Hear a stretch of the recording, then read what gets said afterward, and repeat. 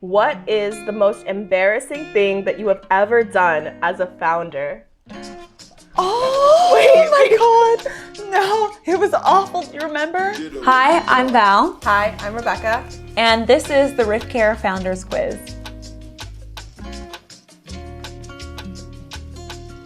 Oh, first question, how did we meet? Do you want the PG version or the R-rated? Okay, no, let's tell the real version. Like, how did we meet? Well, we were in rehab and We were both in rehab at the time. we were both like fresh out of high school. I had actually just gotten out of my program in Utah.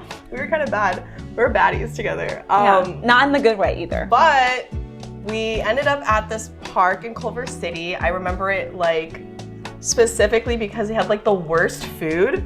And we were in line complaining about the food options and we were like, I kind of like your vibe. Rebecca was specifically complaining about how the watermelon was sliced. And I was like, you know what, hell yeah. It was awful. Like it was like scooped, okay? Yeah. Like who scoops watermelon to slice horrible. it? So then we were at this park, we sat down and literally it was like this from day one. And we're like, what are you doing later tonight? We went to the club and then the rest was history. Okay, ooh, what is your favorite product that we make? What's your favorite Riff Care product? Easily the period underwear. I wear those every month and literally all day long when I was postpartum, it was must have. Yeah. What is your favorite Riff Care product? I would say the overnight pads. I'm someone who has a super heavy period. So overnight pads, and then as soon as we got the period underwear, I was like, okay, game changer. They're actually for moderate absorbency, so I do the period underwear and the overnight pads together when I'm super heavy, or I do the period underwear all by themselves. But honestly, if you had not tried the period underwear, it changes your life. It's amazing. So obviously we're super comfortable talking about periods all day long, but they're not that comfortable, let's be honest. What is your least favorite part about your period? I think the least favorite part of my period is the cramps. I have never experienced cramps prior to this last pregnancy. So I started getting really bad cramps and like your back hurts. Like I totally feel for you now. I was like, girl, like just suck it up and take a Tylenol, but like, no, it's awful. Yeah. What is the least favorite part of your period, Val? Oh my God. I think it's actually before my period. I have horrible PMS, as you know, and it is absolutely debilitating. There's been some studies done on people who have ADHD and PMS, but if you have them both together, it creates like a shitstorm. Like it makes your life horrible for like 10 days before your period. So I actually got diagnosed with PMDD. If you want more tips on how to deal with PMDD, you can head over to our blog. I'm really going in on studying it because I'm trying to help myself so I can help you all. We have a photo shoot coming up pretty soon. What is your favorite photo shoot that we've done in the past? We've done 4 so far. I think my favorite shoot was our very first shoot in the Palisades. One, because it was so scrappy. We literally asked one of your like boyfriends at the time, like, can we use your house? And he's like, sure, but you can't go inside. So we were like, okay, fine, we'll just pee in the bushes. And like, that's fine. And we were like so down. We had our intern there too, which I don't even know how we got that intern. She's amazing. She's like at USC now, but she was down. Like we were all like, okay, which bush are we using? We had to change outside. Yeah. Oh yeah, I was dating this guy and he was out of town, but I was like, oh my God, super last minute photo shoot. Can we use your house? And he's like, there's no key, but like feel free to let yourself in the yard. And we were just like in his garden, like munching on his veggies. Yeah. And peeing in the grass. So sorry, we peed in your grass. I mean, it's natural. It was good fertilizer. Look how good your oranges are now. But I mean, I think the close second would be the shoot in Malibu when it was just, we have a friend and she was like, they had a wedding at my place and they left all of these gorgeous flowers, like $50,000 worth of like roses and like peonies. And we're like, let's do a shoot. And it was so impromptu, but like those shots are one of my favorite. Yeah, I think my favorite shots that we've done are, like you said, the first one in the Palisades, because it was just us kind of figuring out what we wanted our vibe to be. So if you see those first shots from 2022 on our Instagram, you can just see what the brand vibe is, and it kind of set the tone for what Riff was going to be for the next few years. And it definitely drew in an audience who liked that vibe. So it's very princess, it's very soft, it's very feminine, it's everything about our brand. You know, like we're Venice Beach, and so we're always gonna give that vibe, and I think that's what we created. Val, what is a typical day off for you? What's a day off? Like, when do you ever take a day off? I When don't are we know. not working? Who wrote that question? Like detox, like question, like what is- detox. Like, okay. Digital. Have you ever actually gone on vacation and not worked? At all? No, I mean, okay, so we went to Costa Rica 3 years ago, nearly died, and Multiple times. multiple times. We get into some crazy adventures. And still there, I had my computer. We were in the middle of the jungle and I was like in the forest sending emails. Like, I'm really horrible about it, but honestly, when you love what you do, you don't want to take a day off. I only take a day off when I'm forced to. Like when my computer got stolen, we were robbed. That was the only time I've ever taken a day off. And even then I was like on my phone, really trying to get it done. That's true. Yeah. You're using my computer. I was like, I'm gonna come over and use your computer to work Oh, since that's mine is fine. gone. Yeah. It is what it is. Yeah, I don't believe in days off right now. Our business is super new. We're 2 years old. I feel like taking a day off at this point in our business kind of makes sense, like a half day. Of course, we spend it with our kids, but I always want to check in and see if something important's coming in. So I rarely take a day off. Is that bad to say? I don't know.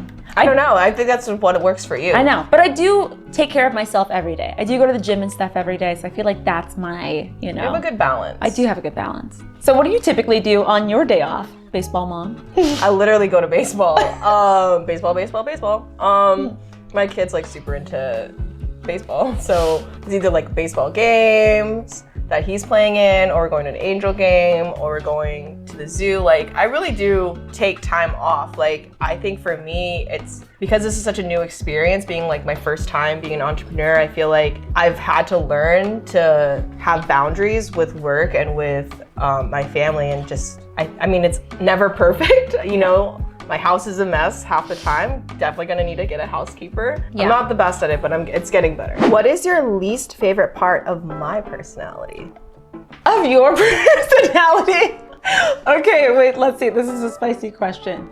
Sometimes you can be stubborn, but always you change within 24 hours. You're just like, this is what I have in mind, blah, blah. But then you like have this inner committee and like, I don't know, your inner committee talks, and then you'll come back with a changed idea. But like, I know that I can't change it and you have to do it within your own inner committee. So I've already accepted that about your personality.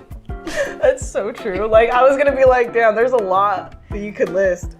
That's a good one. I was like, I've learned you for the past 15 Yeah. years, so I know. Honestly, it's more than 15 years, and we just always blanket say 15. It's just blanket 15, Because then and we're it'll be like- 20 soon. Because we're only like 30. so young. I know. Oh, what's your least favorite part of my personality?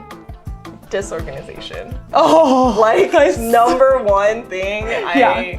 would change is just like your lack of organization on Yeah. things. It's not that you're like, you don't know about things, it's like, it's just not streamlined, and that like bothers the shit out of me, because I'm just like such a like type A, like, scientist brain. yeah, like organized. Disorganized. But that's why we work, I think. Like, you have all the big ideas, and I'm like, okay, let's organize that and make sure it works. Yeah. It works. I'm quite possibly the most disorganized person I've ever met. And I've met hoarders. But I'm like, I don't have that much stuff in my house. So like, You how bad can it really prioritize. get? I think that's what it is. You Yeah. prioritize the things, but then you don't tell people what you're prioritizing. No. So then no one knows what's going on. No, it's all in here. What is the most embarrassing thing that you have ever done as a founder? Oh my God. No, it was awful. You remember? No. Oh my God. Maybe Okay. I do. Wait, tell me. Okay, the most embarrassing thing I've ever done as a founder is one time I had a matchmaker who had emailed me to set me up with one of her clients, and her name was Ashley. And then we also had a retail buyer whose name was Ashley.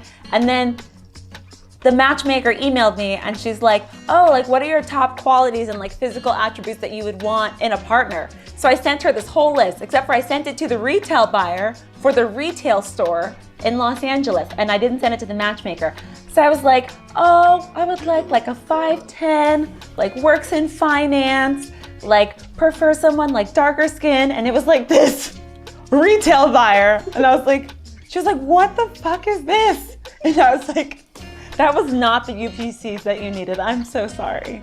I'm so so embarrassing. Okay, what's the most embarrassing thing that you've ever done as a founder? Okay, this literally brings me back to when we went to USC for this pitch competition, and we were walking around trying to find the place, and you go, man, that guy is so fine. Oh, that's what they have at USC. And they were literally right, like we thought they were walking away, and no, they were like right there. Yeah. But just behind us, so we didn't see them. And I'm like and blind. They definitely heard because they looked back, and then I was like, Val, and we kept walking. I was like, Val, they're right behind us, and she was like, she just started running, and so then I started running after her. But you had heels on. And I had heels, so I'm just like with all of my shit, and like it turns out they were the judges for the pitch competition, and like some super famous like football player and investors. The investors investor, that yeah. we were supposed to be talking to, we had just objectified. It was yeah, horrible. that was the most embarrassing thing. It was the way you ran. Yeah, Because I could have got on my slick, but she had on the heels. It was like clack, clack, clack, and then they saw us. It was horrible. it was not cute. Horrible. And they knew. We had to sit in the back. Oh, and then our advisor saved us seats right next to them. Right next to them. Oh, it was horrible.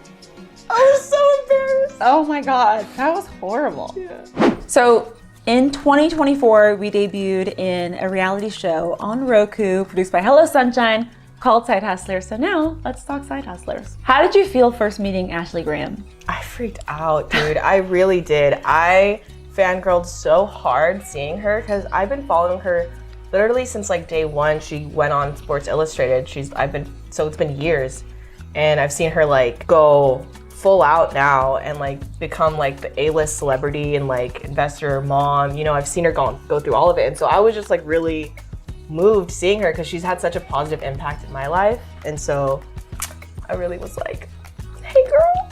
Yeah, you fangirled pretty hard, which Yeah. I loved because it's like your icon, and she was in your house. She was right here. I know. I know.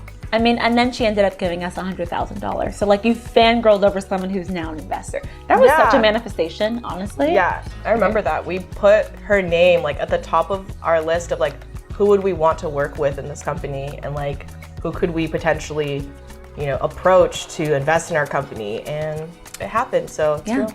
She was on the list. So make a list and make those manifestation boards. They really work.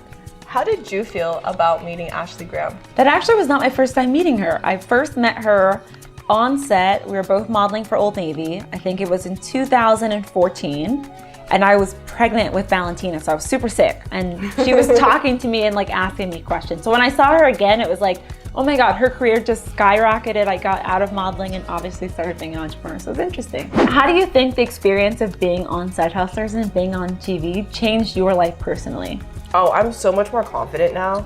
I really will just go up to people, talk to them, chat them up, and I've gotten myself online more. I don't know if you've noticed. I have. But I've been posting my little videos because she was like, you need to be on social media more, and I really took that to heart. Like, I need to own the message that we're sharing and really own like what I'm doing in my life and how I got here, because I always think that like, oh, it's not a big deal, like everyone's doing it. Like, no, not everyone's doing this. Only 3% of people who actually scroll on social media apps actually make content. So like, you're doing it. How do you think the experience of being on Side Hustlers changed you? I think as a founder, I'm much more confident. I think you get so many no's when you're a founder, and you get so many doors shut in your face when you have a startup. And so when a really big one opens, like being on a reality show or getting investment from someone that you had on your top 10 dream investors, like it's like, you know what? Actually, we are here for a reason. Our company has a right to exist, whether we had the show or not. But I think there's just certain things that if you really work for them and then you actually get them, it increases your confidence in your company. I think that's it. That was it. That's all the questions. That was all the questions. I feel like you know me really well. Oh yeah, see? Yeah. Well, that was it, the RifCare Founders Quiz, first one that we've done. And thank you for watching and being here with us. Make sure to follow us on Instagram and TikTok at RIFCare, and also make sure to like us and follow us on Pinterest and Facebook at RifCares. Bye.